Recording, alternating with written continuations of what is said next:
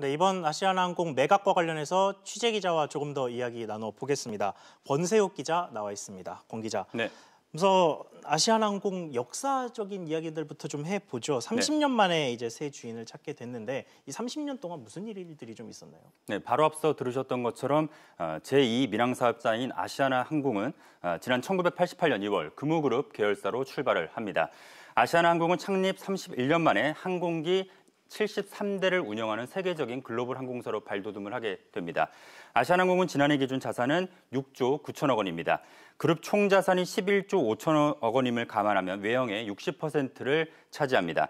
아시아나항공이 그룹에서 이탈하면 금호그룹은 재계 60위권 밖으로 밀려나서 중견그룹으로 위상이 떨어지게 됩니다.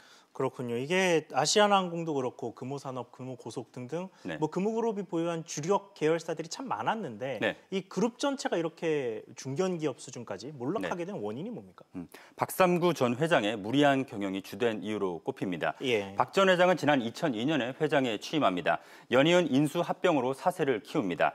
2006년에 대우건설, 2008년에 대한통운을 사들였습니다. 재계 순위는 7위까지 올라가게 됐었습니다. 그렇군요. 말씀하신 것처럼 그런데 이 사세를 키웠던 인수합병이 결국은 문제가 된 거네요. 네, 그렇습니다.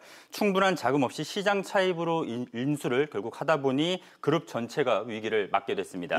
이런 이유로 박 전 회장은 지난 2009년에 1차 퇴진을 하게 됩니다. 박 전 회장은 지난 2010년 복귀한 후 2015년 금호산업을 인수하며 그룹 재건에 또 들어갑니다. 하지만 지난해 금호타이어 인수에 실패하고 지난달 28일 결국 2차 퇴진을 하게 됩니다. 대우건설, 대한통운 인수 뒤 10년간 승자의 저주에 그룹이 통째로 흔들린 것입니다. 전문가 이야기 들어보겠습니다.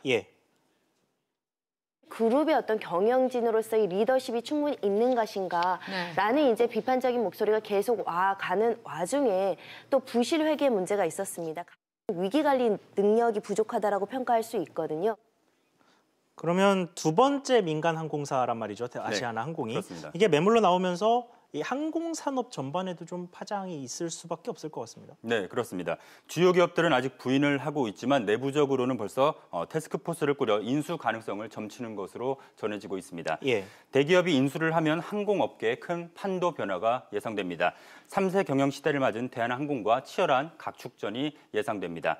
다만 인수 경쟁이 기대에 못 미칠 것이라는 관측도 나오고 있습니다. 아시아나의 부실이 크고 취약 노선도 매력적이지 않기 때문입니다.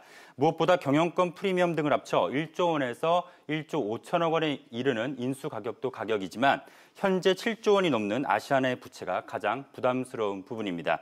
자칫 또 다른 승자의 저주가 있을 수 있다는 이야기입니다. 또 일각에서는 매각 과정에서 뒷말이 나오지 않도록 정치권의 개입이 없어야 한다는 지적도 나오고 있습니다. 그렇군요. 권 기자 얘기 잘 들었습니다.